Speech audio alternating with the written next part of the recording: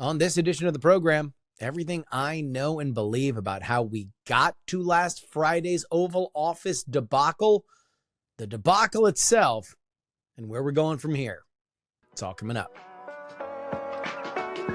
The following is brought to you by Just Another Pilot.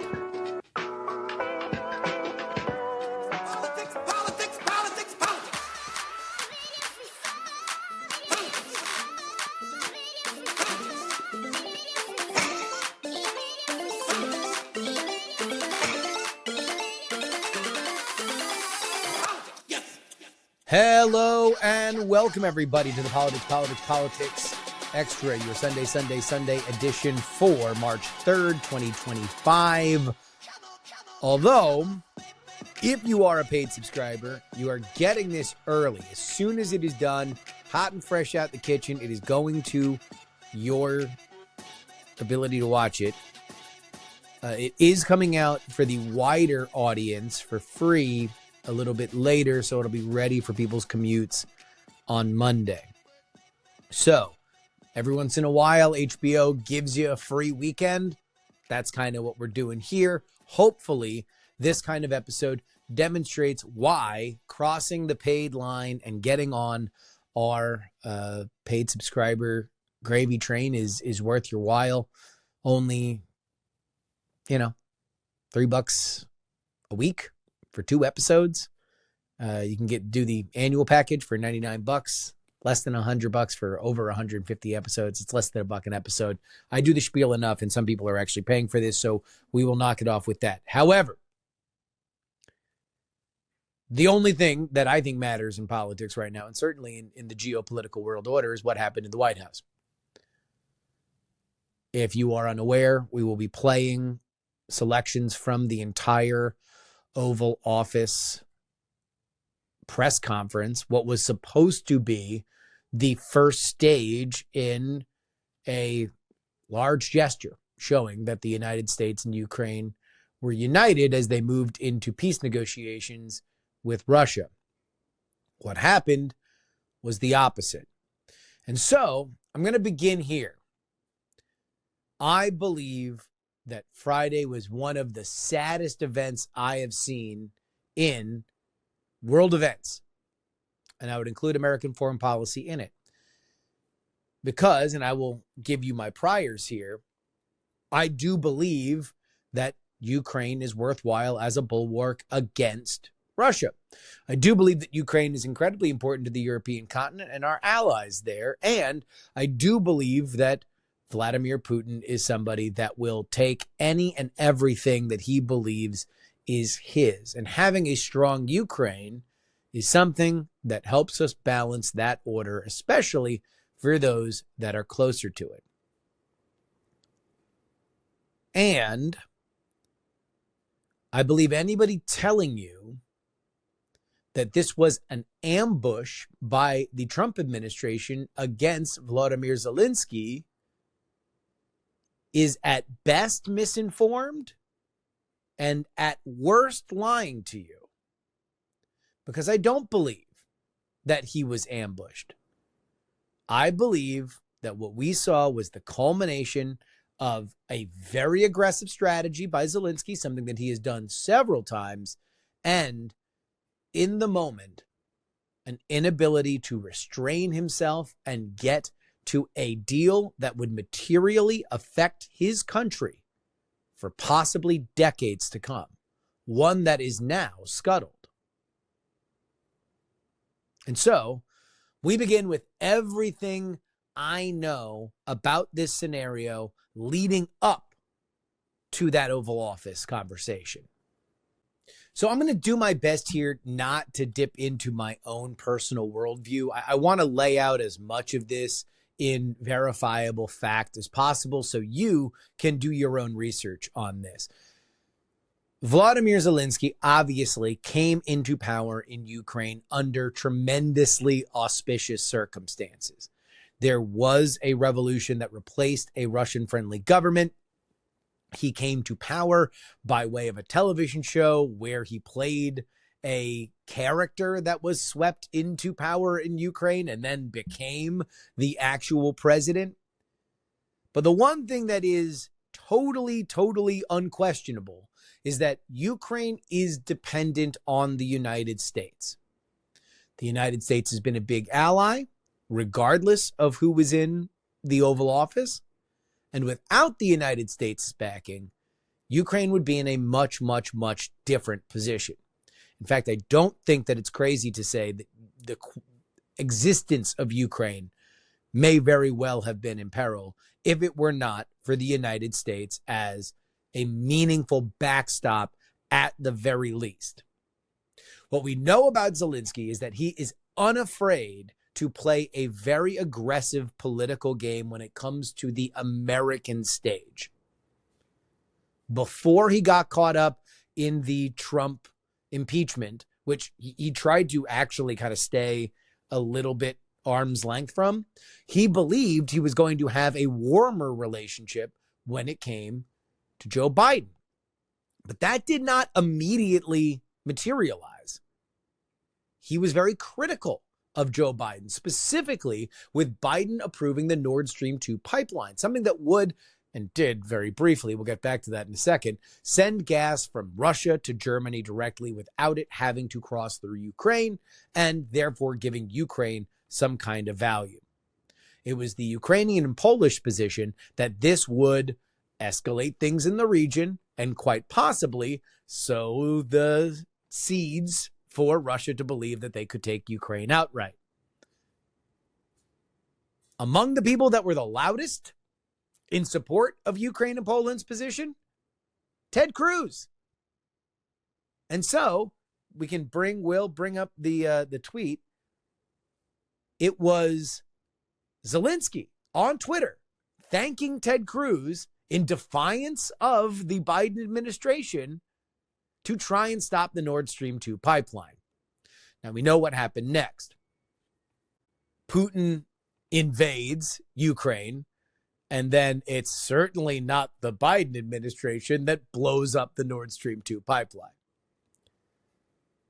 So past the war itself, you begin to have, obviously and certainly publicly, a far warmer relationship between Zelenskyy and Biden. They are side by side, very much reliant on each other. Let's remember that the Ukraine war was one of the first things that the Joe Biden State Department seemingly was on the right side of. They were not on the right side of Afghanistan, that's for damn sure, but they were calling out publicly that Putin was going to invade Ukraine, and indeed he did. They didn't seem like they were just shrill screaming into the air.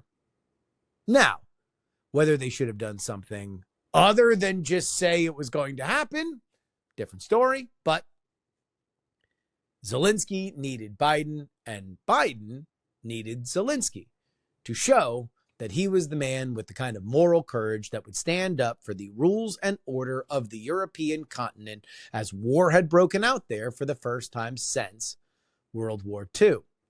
Russia, again, a foe for the Western alliance of NATO.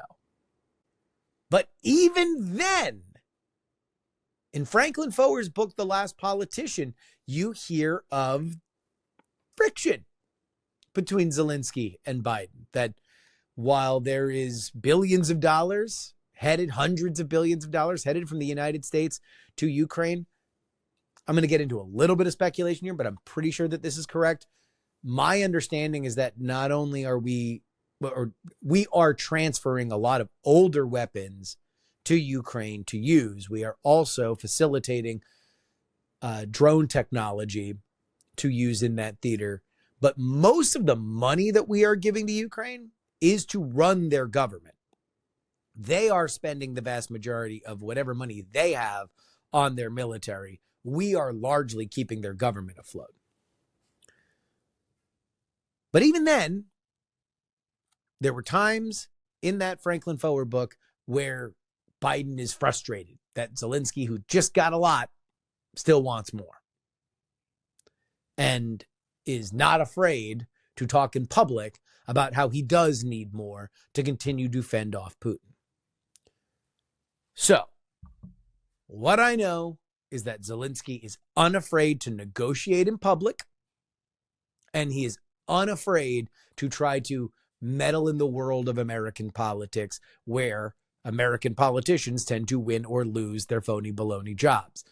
This is the kind of thing that in general world leaders try to stay away from. They don't want to feel like they are tipping their hand in a foreign election, mostly because it's usually not the best thing to do when it comes to America, because we are the 800-pound gorilla. And if we want to meddle in your election, we can do it a lot easier than you can meddle in ours. But Zelenskyy is aggressive in this position. That is his advocacy for his people. So let's get into something that I feel is almost entirely ignored in a lot of the coverage that I've seen about what happened on Friday. And that is the shape or the beginning of the idea of a minerals for aid deal with Ukraine. Because I've seen some language on this that shapes it as if this is a shakedown protection racket from the Trump administration. And there's an element of a way that you can squint at that, but you have to understand that the beginning of a mineral for aid framework came from Volodymyr Zelenskyy in October 2024, before we knew who the next president was going to be. He did it as part of a 5-point plan. Now, where I think it's fair to say that things have landed is that the Trump administration, who for those just catching up did win that election, have looked at that 5-point plan more like an all-you-can-eat sushi menu, and they've checked off the things that they agree with and have just left the things that they don't agree with to languish by the wayside. Because in fact, the number one thing in Volodymyr Zelensky's 5-point peace plan was acceptance into NATO. That's not going to happen, or probably hasn't been on the docket for a very long time. But still, that was there. But one of the things, and this is the first time that anyone mentions anything, it's out of Zelensky's mouth, is that he does want to open up economic development in Ukraine, specifically for rare earth minerals, including lithium and a few others, things that right now China and Russia really kind of dominate the market on. He says, for money, for support, we will open up this economic development. And I'll say that I can understand why the Europeans and the Trump administration have kind of gone for this, because the carve out is you take away everything that is currently being mined in Ukraine. This would be 50% of what's on top of that. And yet, that's really hard to do when the country is at war. And it's also not worth signing an agreement if you believe that Russia would ever take them, because you don't want to sign a deal, an economic deal, with somebody who's not going to be able to administer it. And so this has been the framework that America, which we're going to talk a lot more in a second, has grown wearier about funding foreign wars, could understand a direct commitment to Ukraine that would have security guarantees implicit in them. Now, there's a lot of leeway to go on exactly what the letter of that law would be, but that's where I think it is interesting that if you got involved with something like that, we do care about those minerals. We need them for chips. We need them for military purposes. So we wouldn't be getting in to bed with Ukraine without really having a vested interest in keeping them sovereign. And some of the best mines are right now in Russian-controlled territory. So I get it. I understand it. Still, there's a lot to go between here and there. One more thing on Zelenskyy being unafraid to dabble into American politics. This will also come up later. When Zelenskyy was in America in September of last year, he definitely did do a touring of a plant with then Senator Bob Casey and current governor of Pennsylvania, Shapiro. It certainly wasn't a campaign event, despite the fact that it felt very much like a campaign event. Obviously, some people in the Trump administration have not forgotten that, but that will come up a little later. So we have the minerals deal. The Trump administration thinks, okay, you were into this minerals deal. Let's draw it up. You sign it. And so Scott Bessent, the Secretary of Treasury, Mike Waltz, go out to Ukraine. Now, is that the team that you necessarily want? Who knows? Obviously, the Trump administration felt that they were far more aligned on this with Ukraine than they eventually were, because the Ukrainians, specifically Zelenskyy, said, no, we can't do it. We have to redraw it. So they try to stay a little extra time, try to rework stuff. No, not going to happen. Bessent has to come back empty-handed. That cheeses Trump off, but he sends J.D. Vance, Marco Rubio, along with Bessent and Waltz, to the Munich Security Conference. That's where J.D. Vance gave that free speech that rattled so many people in Europe. They meet with Zelenskyy again. Zelenskyy says, this draft is better, but I would need approval from Parliament. This feels like a chain yanking for the Americans, who say, wait a minute, you didn't say last time anything about the Parliament. You said this was a deal you could sign. So it's right here when Donald Trump starts getting into his dictator stuff, which I've said before, this is classic Trump. Trump will get nasty. He'll get mean, especially in public channels. If you're catching my drift here, there's a little bit of a, you're not so different, you and I thing with Zelenskyy and Trump. I think somebody, a friend of mine, texted me after all that happened and said, this is what happens when you take some TV star with no experience in politics and hand them the entire responsibility for the world's safety. And Trump was there too. Still,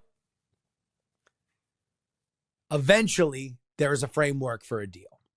And so let's not lose sight of what last week looked like. Monday, French President Emmanuel Macron comes to America, does a rapid fire visit of a head of state to Trump, says, you got to sign this deal. This is the way to go. We're going to sign the deal. We're going to put French troops on the ground to police an eventual solution. And then Keir Starmer from the UK shows up 2 days later and says, you got to sign this deal. It's the way to go. We're going to put British troops in Ukraine to police whatever deal comes out of this. Everybody feels like this is the way to hold together the order.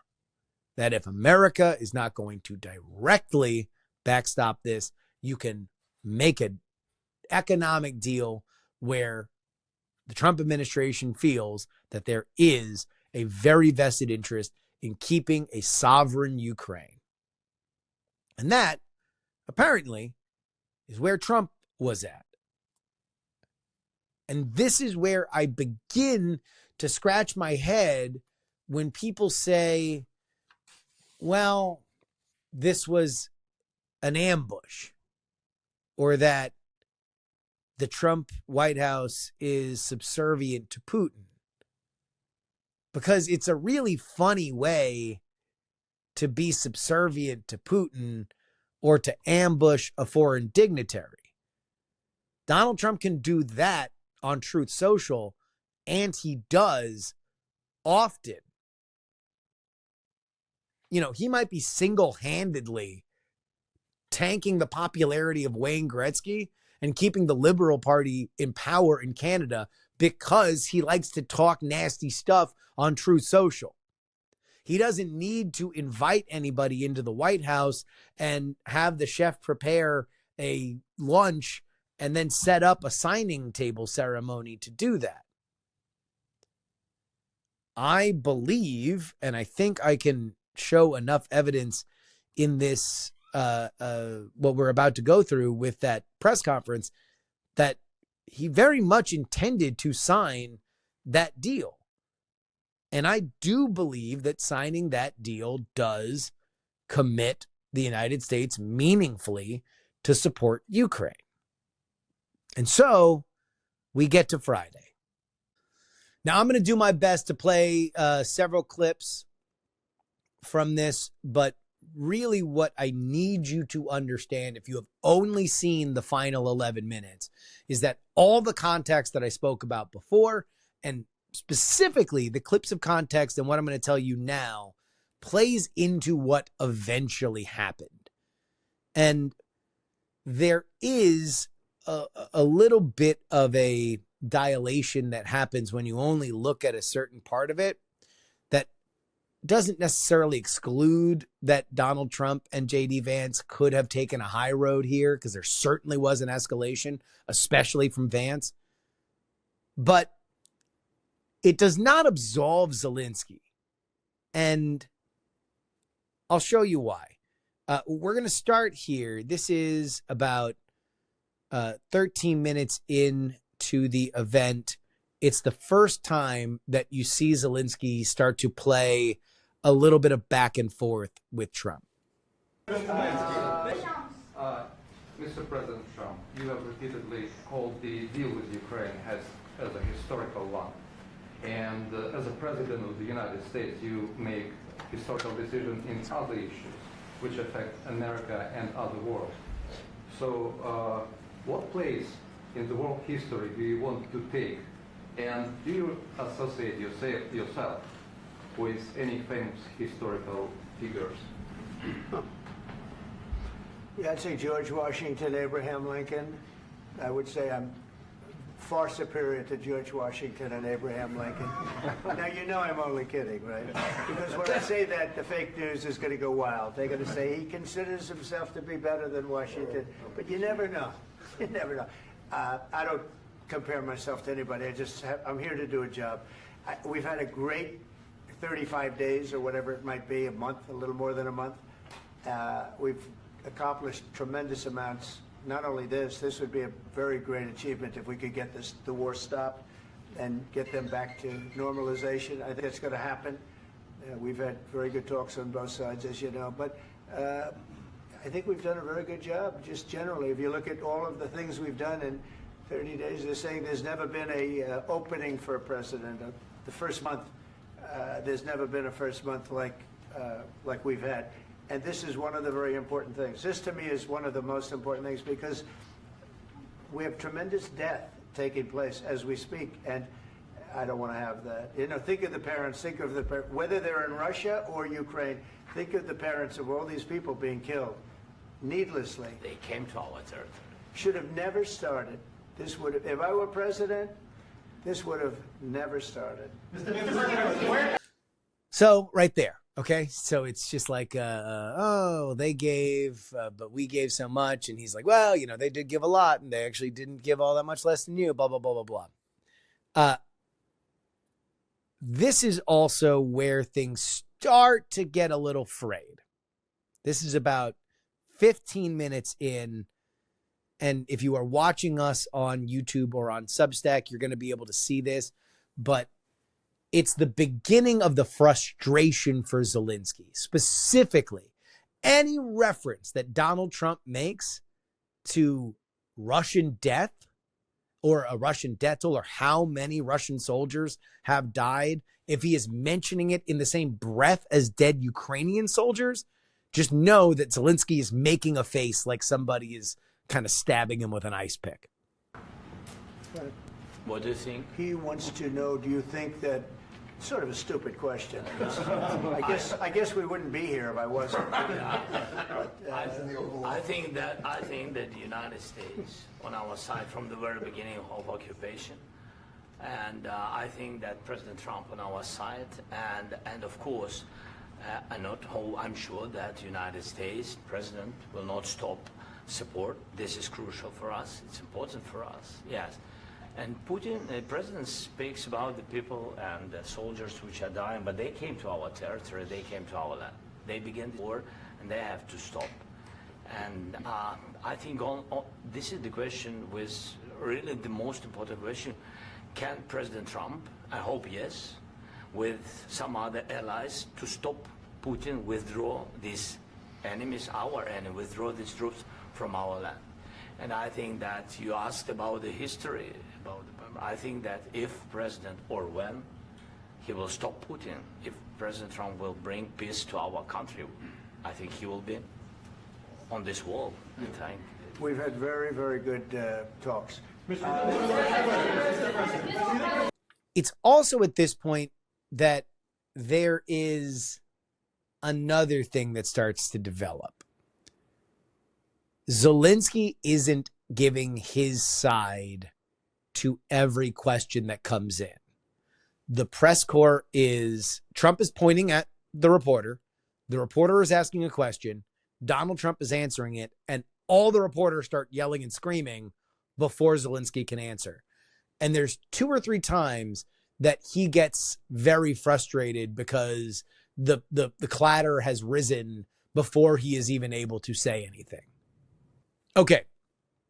I want to play this next clip, and I need you to understand. We're going to start keeping a running tally of things that I think really, really matter here, and why I am very much not a believer in the Putin-controlled White House or gang up narrative that has emerged here.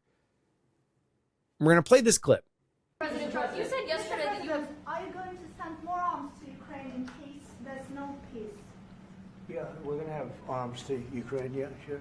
Hopefully I won't have to send very much, because hopefully we're going to have it finished. We're looking forward to finishing this quickly. We're not looking forward to sending a lot of arms. We're looking forward to getting the war finished so we can do other things.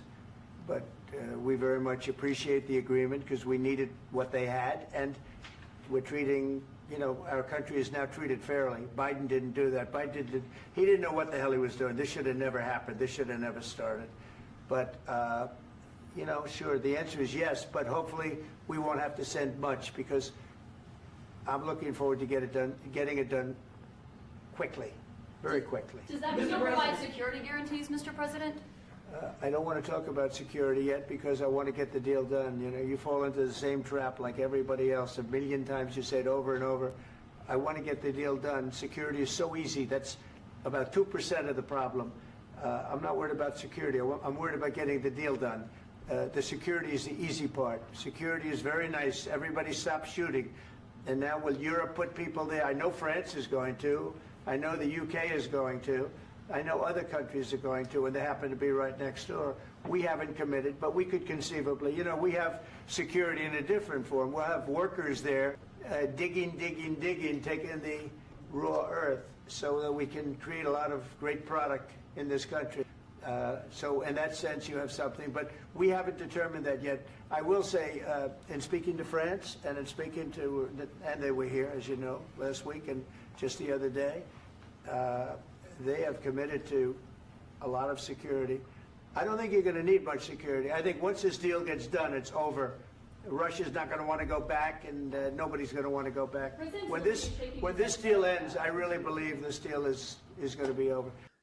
That is Donald Trump saying that he will continue to send arms to Ukraine, and he is not closing the door on American military troops on the ground in Ukraine as part of an international peacekeeping force. That was just said by the American president. That would be a very weird thing to say if you had brought Zelenskyy here to humiliate him. That would seem to be what you would want to be said by the American president if you are Vladimir Zelenskyy. And yet, it is here that things start to turn, because Zelenskyy starts flinching again whenever Donald Trump mentions the phrase quickly or over.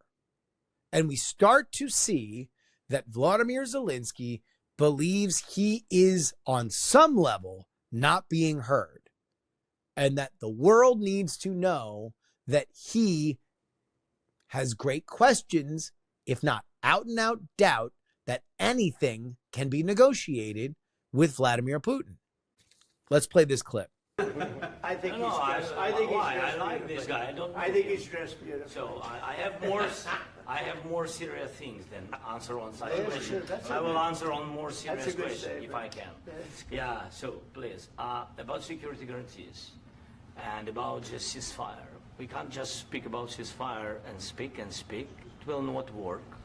Just ceasefire will not never work because I'm like a president.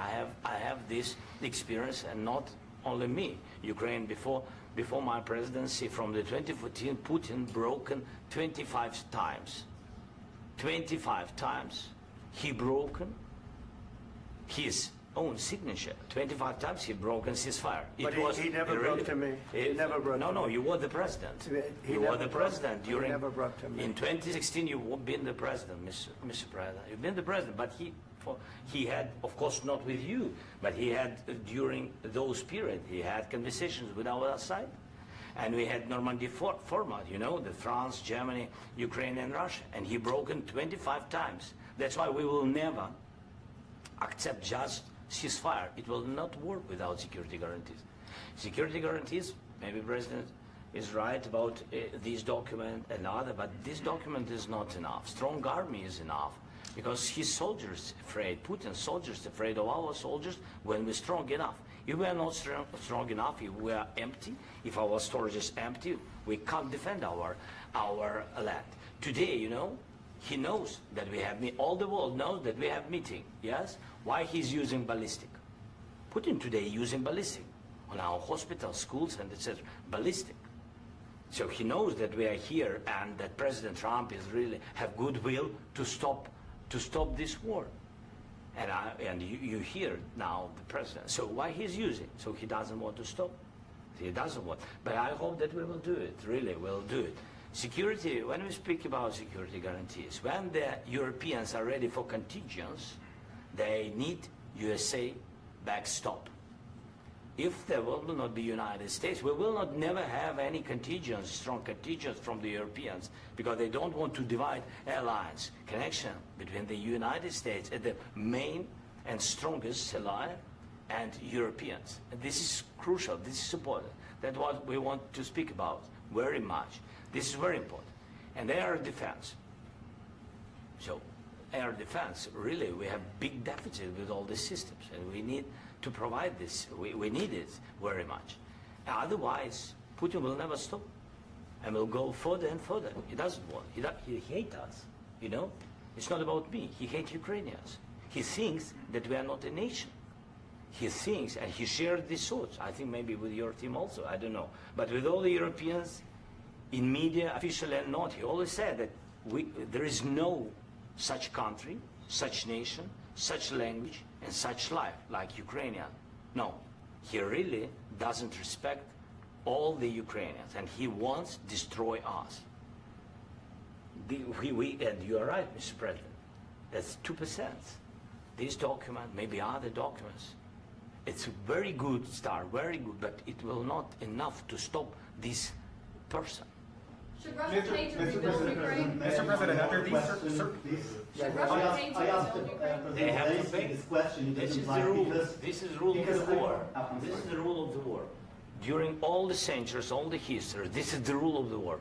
Who began, those pay.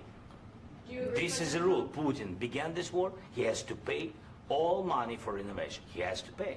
Of course, some Russian assets, what we have in Europe, about 300 billion, we can use them.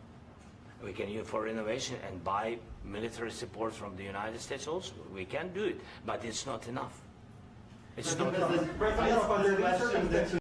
I believe that Vladimir Putin is a barbarous thug. I believe that Vladimir Zelenskyy has every moral authority to question the person that is negotiating or mediating a peace deal to make sure that they understand every element of treachery when it comes to Putin.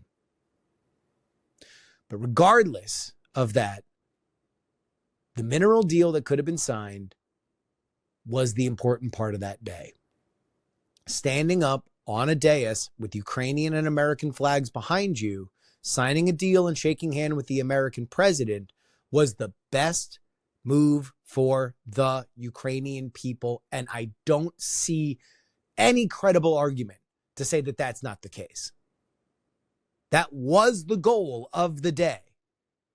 And so while I don't necessarily disagree with any of the facts of what Zelenskyy was saying, I have a hard time believing that this was the time to say them. And it's at this point that Donald Trump begins to sour.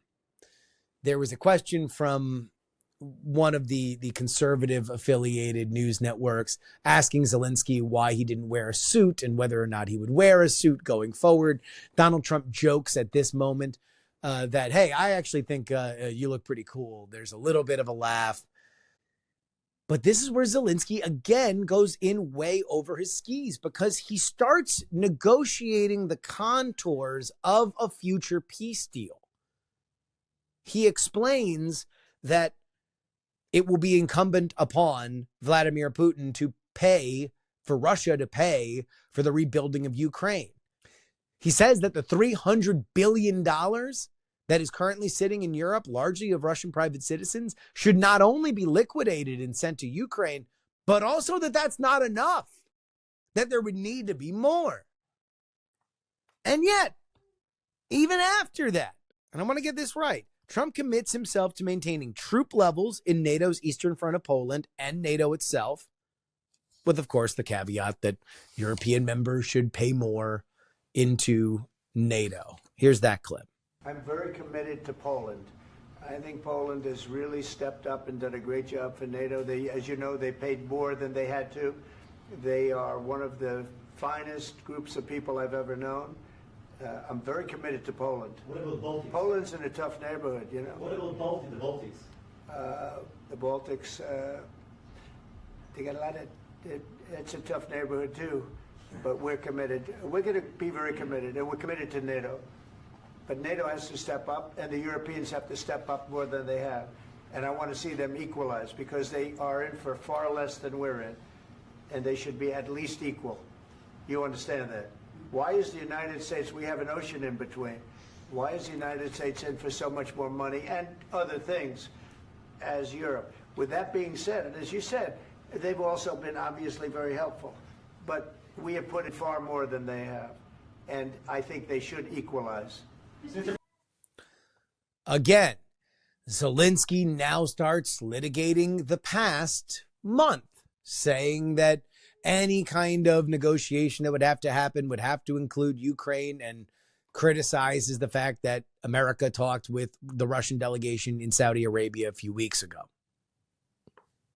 But this is the argument that eventually set Trump off the first time that Zelenskyy mentions it. We're going to play that clip. Sorry, just a second. About any negotiations. First of all, I want really to tell you, and I think that everybody understands that Ukraine, more than Ukrainians, nobody wants to stop this war. But at the future, any negotiations, it's understandable that two sides of the war, not Russia and the United States, because this is not the war between Russia and the United States. This is war of Russia against Ukraine and Ukrainian people. So these two sides will be at the anyway will be at the negotiation table. Then of course United States, like the strongest partner of the Ukraine, and of course Europe. I think Europe is very important. I want to speak about it with the president. Yes, Europe is very important for us because we really defend Europe for today. All Europeans really recognize that we are defending the line, and they have real life, and our people are dying. That's why they helped us. And also, it's about the NATO. Yes, between, like the president said, you have big, nice ocean.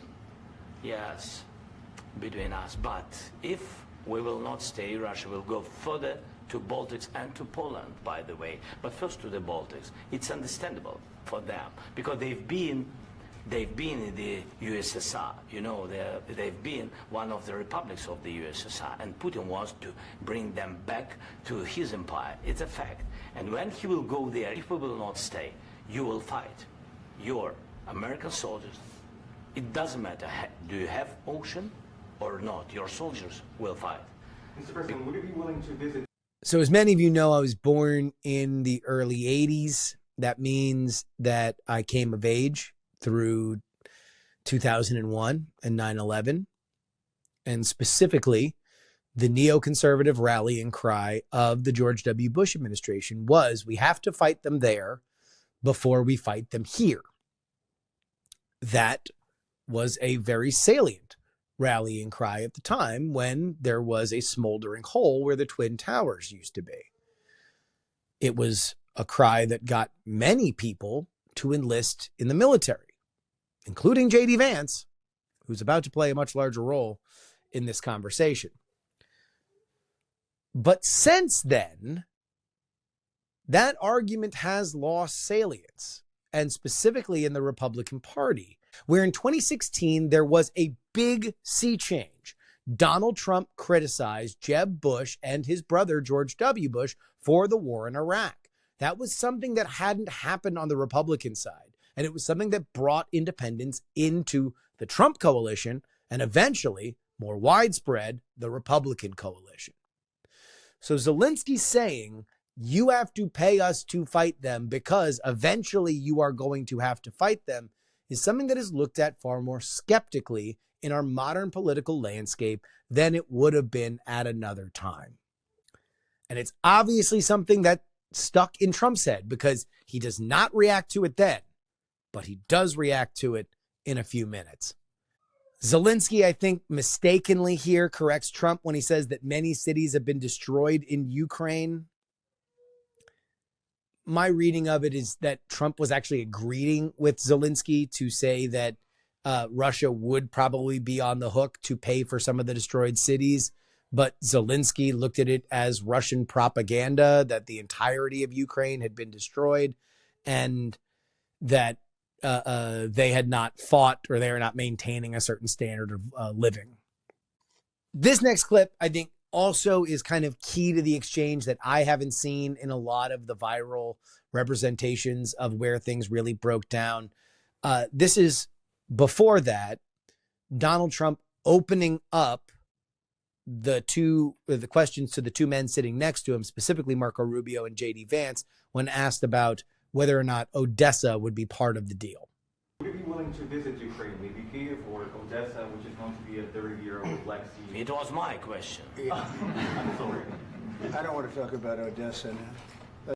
So one of the things that has been mentioned a lot is that, J.D. Vance was jumping in where he wasn't asked. I think it is probably interesting and germane that he was part of the conversation before everything got ugly.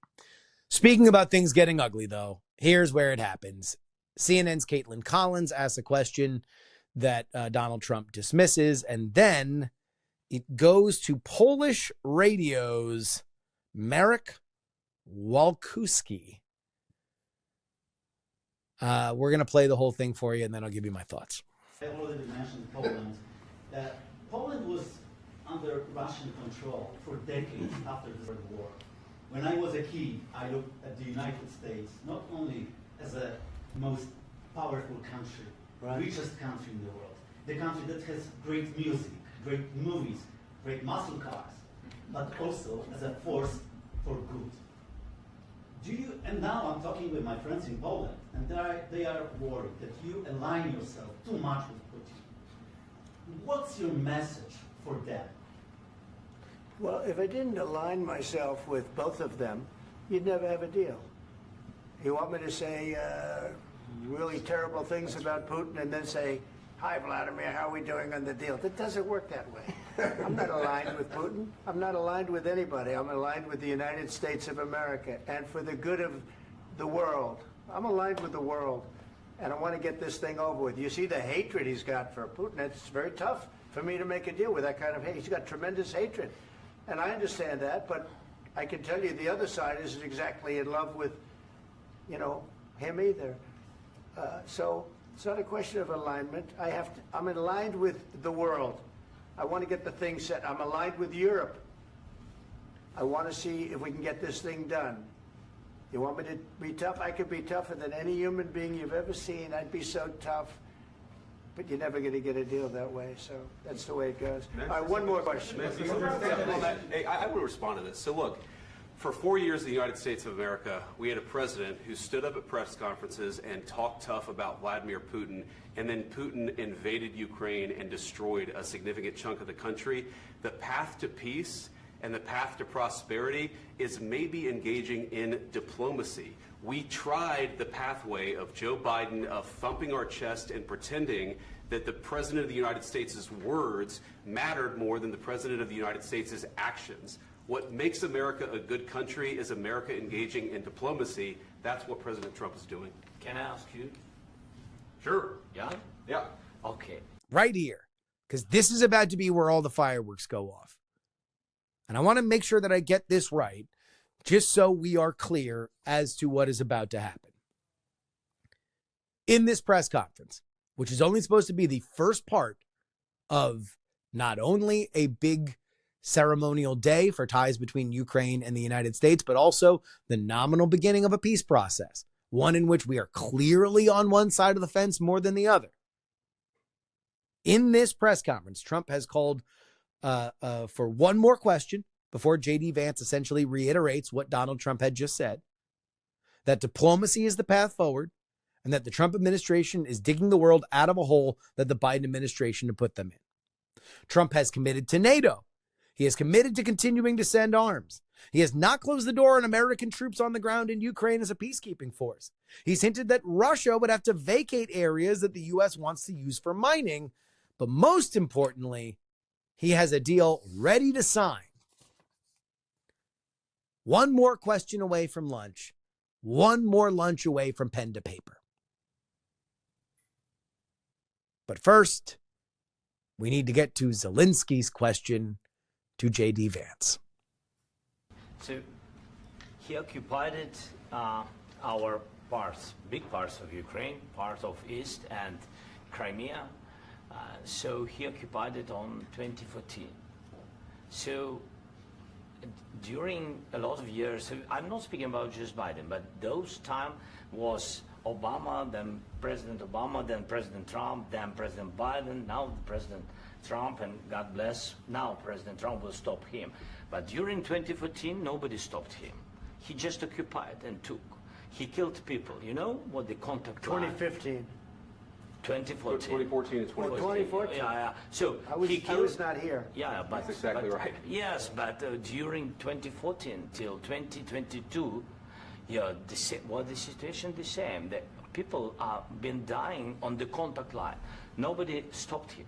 You know that we had conversations with him, a lot of conversations, my bilateral conversation, and we signed with him, me, like a new president. In 2019, I signed with him the deal.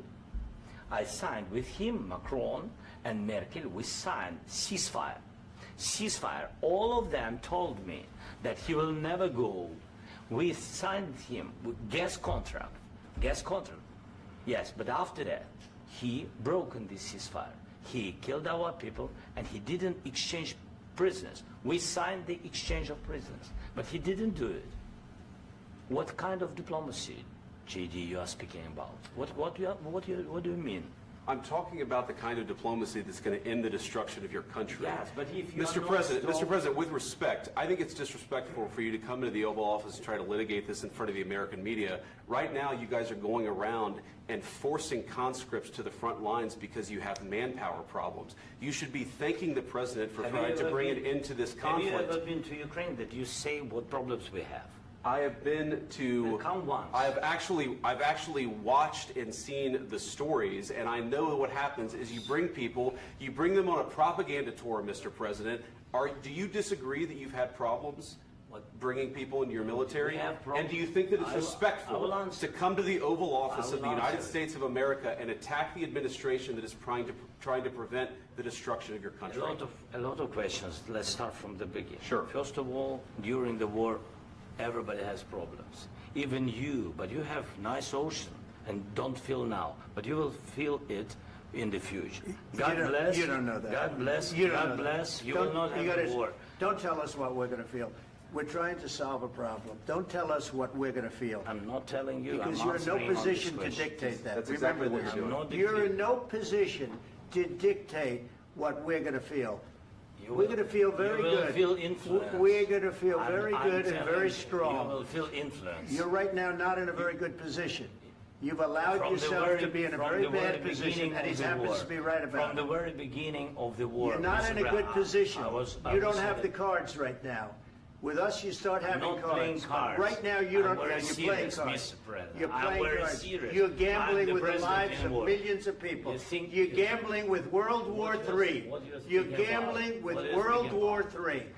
And You- what you're doing is very disrespectful to the country, this country. I'm That's with back all to you. respect to your Far country. more than a lot of people said very they respect. should have. Have you said thank you once this A lot entire of meeting? times. No, in this Even entire meeting, today. have you said thank Even you? today. You went to Pennsylvania and campaigned for the opposition in October. Offer some words of appreciation for the United States are of you America speaking about? and the president who's trying to save your country. Please, you think that if you will speak very loudly about the war, you He's can... not speaking loudly. He's not Yeah. speaking loudly. Your country's Can I- in big can- trouble. can I Wait a answer? minute. No. Can You've I done a lot answer? of talking. Your country is in big trouble. I know. You're not I winning. know. You're not winning this. You have a damn We- good chance of we are coming out staying, okay because of Mr. us. President, we are staying in our country, staying strong from the very beginning of the war. We've been alone, and we are thankful. I said thanks You haven't in been this alone. cabinet, You haven't not been only alone. in this We cabinet. gave you, through I this said thank stupid you. president, $350 billion. You voted we gave for you your military president. equipment, You and voted you for men your are brave, president. but they had to use our military. What about US If you didn't You have our invited military me- equipment, you invited if me you to didn't speak. have our military equipment, this war would have been over in 2 weeks. In 3 okay? days, I heard it from Putin. In 3 days, this is something Maybe new. less. In 2 weeks, of course, yes. It's going to be a very hard thing to do business like this. I Again, tell you. just say thank you. I said a lot of accept times that there, thank you accept to that- American people. Accept that there are disagreements, and let's go litigate those disagreements rather than trying to fight it out in the American media when you're wrong. We know that you're wrong. But you see, I think it's good for the American people to see what's going on. I understand, sir. I think it's I very understand. important. That's why I kept this going so long. You have to be thankful. You I'm- don't have the I'm cards. thankful. You're buried there. Your people are dying. tell you You're again, running I low know. on soldiers. Don't- Listen, don't, please, you're running Mr. low on President. soldiers. It would be a damn good thing. Mr. And then President. then you tell us, I don't want a ceasefire. I don't want a ceasefire. I want to go, and I want this. Look, if you could get a ceasefire right now, I tell you, you take it so the bullets stop flying and your men stop getting killed. Of course, we want to stop the war. But you're I saying said- you don't want a ceasefire. But I said to you, I want a ceasefire. with guarantees. Because you'll get a ceasefire faster than an agreement. Ask our people about ceasefire, what they think. That wasn't doesn't with matter me. for you what- That what wasn't this with me. means. It That was wasn't with with you. a guy named Biden, who was not a smart person. This That is was your, with, this that was is with your Obama. president. It was your president. Excuse me. That was with Obama, who gave you sheets, and I gave you javelins. Yes. I gave you the javelins to take out all those tanks. Obama gave you sheets. In fact, the statement is Obama gave sheets and Trump gave javelins. You got to be more thankful, because let me tell you, you don't have the cards. With us, you have the cards. But without us, you don't have any cards. One more question to Mr. Vice President. I'm sorry. It's going to be a tough deal to make, Um, because the attitudes have to change. what if Russia breaks ceasefire? What if Russia breaks peace talks? What do we do then? I understand that it's a heated conversation right now. What are you but saying? what if She's asking, what if Russia Putin breaks the breaks ceasefire?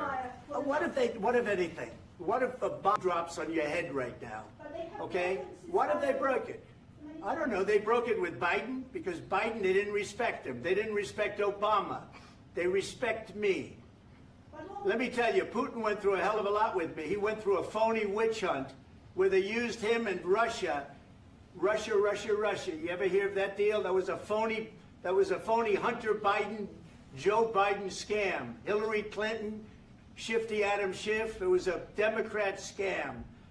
And he had to go through that. And he did go through it. We didn't end up in a war. And he went through it. He was accused of all that stuff. He had nothing to do with it. It came out of Hunter Biden's bathroom. It came out of Hunter Biden's bedroom. It was disgusting. And then they said, oh, the laptop from hell was made by Russia. the 51 agents. The whole thing was a scam, and he had to put up with that. He was being accused of all that stuff. All I can say is this. He might have broken deals with Obama, Bush, and he might have broken them with Biden. He did, maybe. Maybe he didn't. I don't know what happened. But he didn't break them with me. He wants to make a deal. I don't know if you can make a deal. The problem is I've empowered you to be a tough guy. And I don't think you'd be a tough guy without the United States. And your people are very brave. But you're either going to make a deal or we're out. And if we're out, you'll fight it out. I don't think it's going to be pretty, but you'll fight it out. But you don't have the cards. But once we sign that deal, you're in a much better position. But you're not acting at all thankful. And that's not a nice thing. I'll be honest, that's not a nice thing. All right, I think we've seen enough. What do you think? Huh? This is going to be great television, I will say that. All right. We'll see what we can do about putting it together. Thanks. That clip, or probably something shorter, is what the vast majority of the world has seen. And within 2 hours, the deal was off. This is catastrophic for Ukraine, in my opinion. This is a 5-alarm fire. My thought after it happened was Zelenskyy can't leave D.C. You got to stay there. You got to figure it out. You got to fly to Mar-a-Lago. You got to go to where Trump is and try to make this right. Because Zelenskyy himself says in that press conference, the United States is necessary as a backstop. Europe will not permanently damage their relationship with us for Ukraine, or at least it will temper their support for Ukraine, because they won't want to be too far afoul of where the United States is. It is an unequivocal gift to Moscow. And I believe it was totally avoidable. Now, did it need to get as nasty and petty? No. No, it didn't. And if you are in the mood to say that the Trump administration was out of pocket here, I can't really argue with you. But it wouldn't have happened if Zelenskyy did not want to interrogate J.D. Vance, if he did not want to ask him a question. That's where it began. That's where we didn't get into that one last question, or we did eventually, but by that point, Donald Trump and Zelenskyy were yelling at each other. And you were laying out secrets, well, not secrets, I mean, they're not secrets, but you were having a conversation that should have been at lunch in front of the media. And this, again, is part of Zelenskyy's aggressive strategy. He doesn't care if he's affecting domestic politics. But I'll tell you this, he's lucky that Trump's that polarizing. If Donald Trump were not that polarizing, and I guess you could have another question of whether or not this would happen if Donald Trump wasn't that polarizing, but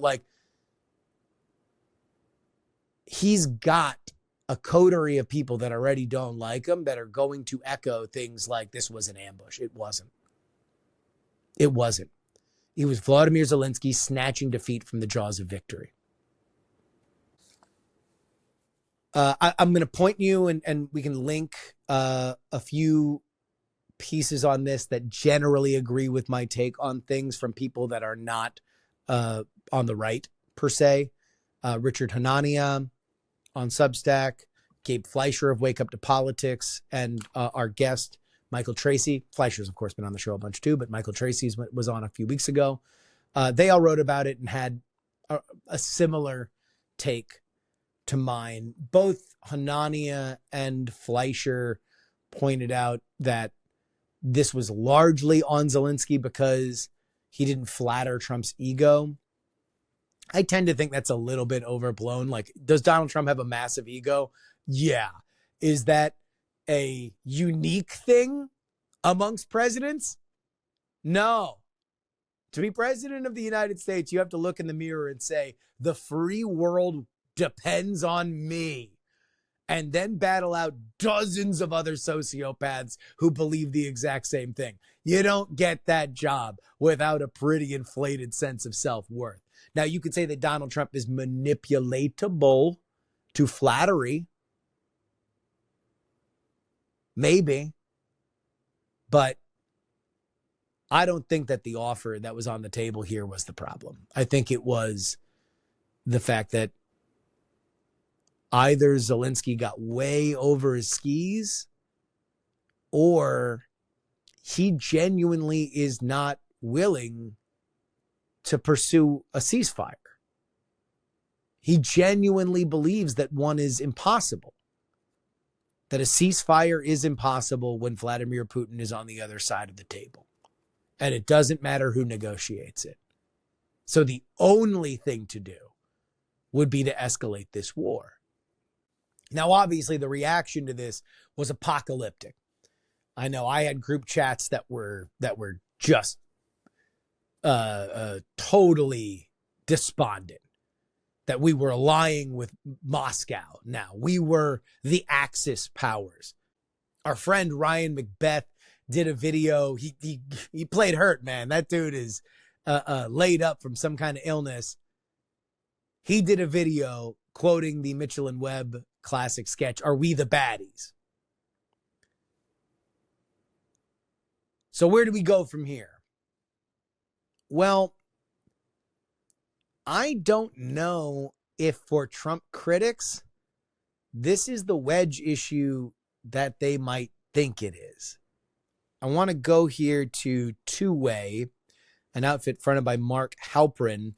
Over the weekend, they employed a pollster to do a 1,000-person survey. And I do think that these results are pretty telling. Respondents were asked to watch the 10-minute video of the fight, but before they did, they had to answer questions about what they thought before watching it about the people involved. Zelenskyy had by far the largest approval rating. People said that they either moderately, somewhat approved or highly approved of Zelenskyy over Trump and Vance. So Trump and Vance both had higher negatives than Zelenskyy. And yet, here are some of those results. We said, hey, we made every person in the survey, they had to watch the entire 10 to 11 minute video. And we asked them questions about it. So the first thing we asked was, do you approve? What level do you approve or disapprove of Trump, Vance, and Zelenskyy and how they handled themselves in the meeting? And so this actually measures, very similar to what you kind of saw in the favorability question prior to the video, that Zelenskyy actually was, his net approval for how he handled himself in that meeting was higher. But as we move forward and we ask more specifics about, for example, one of the big conflicts in the video, and they had just watched this video, right? One of the conflicts between the parties was that Trump and Vance argued for compromise and diplomacy with Russia to end the war, and Zelenskyy, on the other hand, made these points that there was not room for compromise and questioned diplomacy based on the history of trying to do diplomacy with Russia.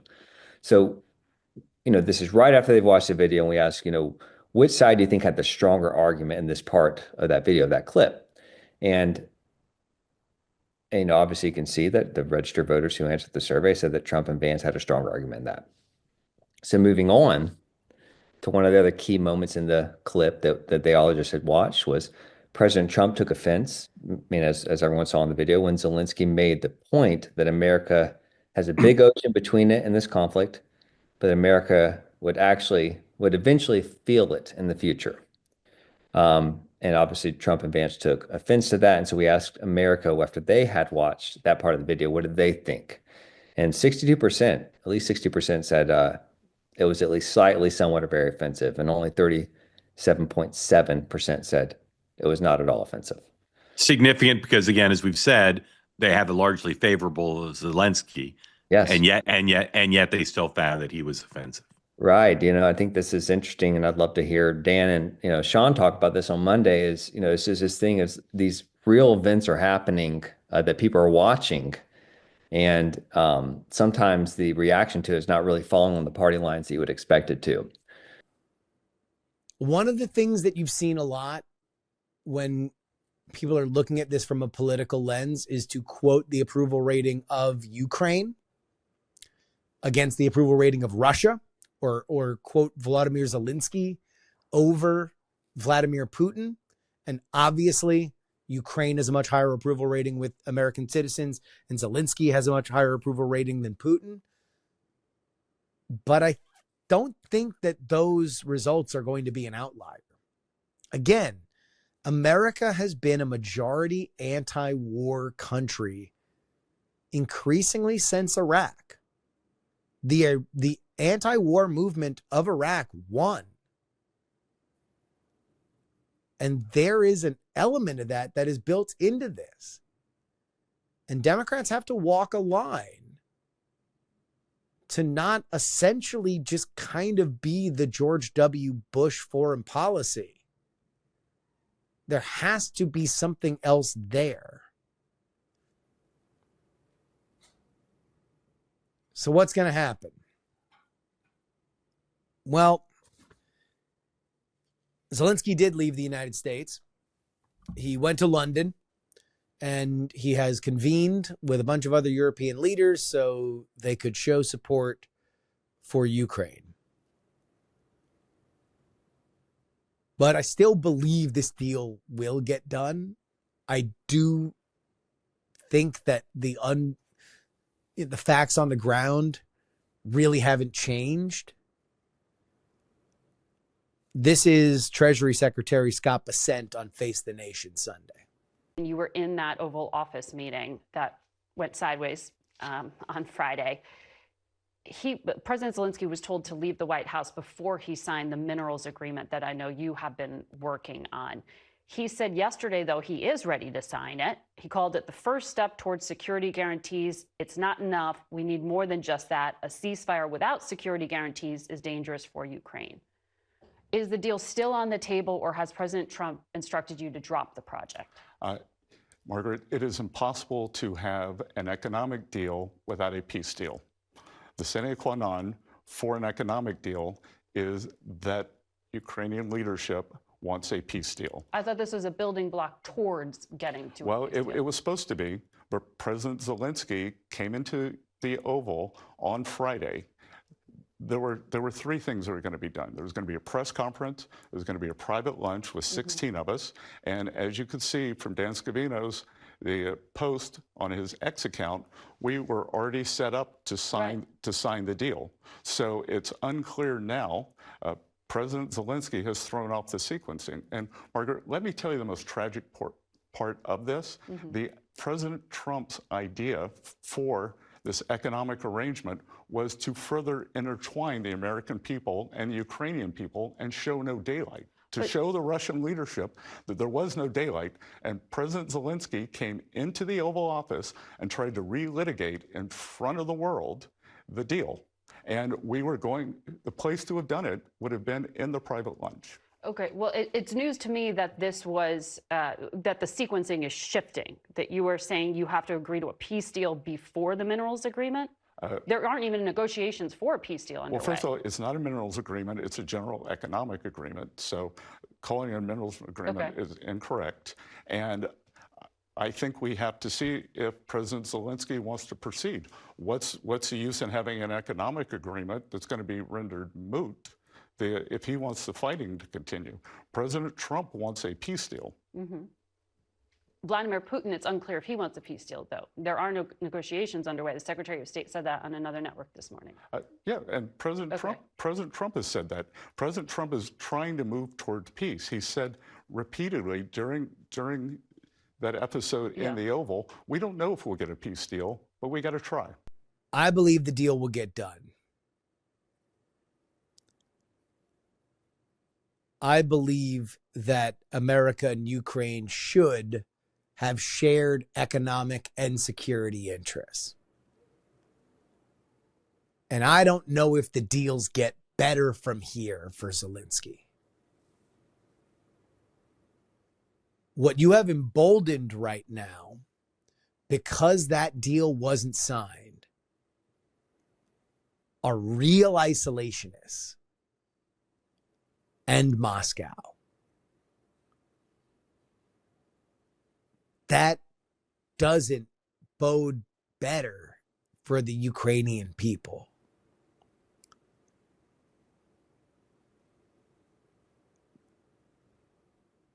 So I hope this deal gets done. I'm optimistic that it will, because ultimately, I do think it's best for everybody.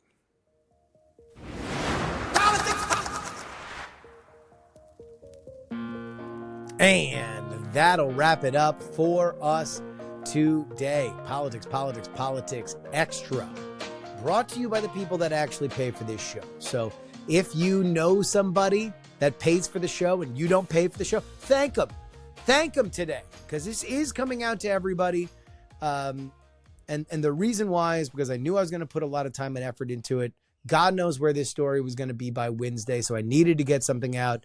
And I knew, this is usually what I hear the most, is that whenever I do something like this behind the paywall, the number one thing that people say is, hey, I really would like for this to be out in front just so I can share it with people. So please share it with anybody that you think would benefit from hearing it. On the show this week, we're still going to do 2 free shows this week. We're going to have Katie Horvath. She is a former Facebook employee that now writes about policy and social media, amongst a lot of other things. And then we're going to have our good friend, Washington Monthly's Bill Scher, back on the show to talk about the Democratic strategy going forward. And maybe some more. We got some lines in the ocean.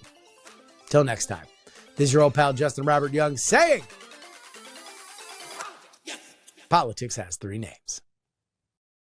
Diamond Club hopes you have enjoyed this program. Dog and Pony Show audio.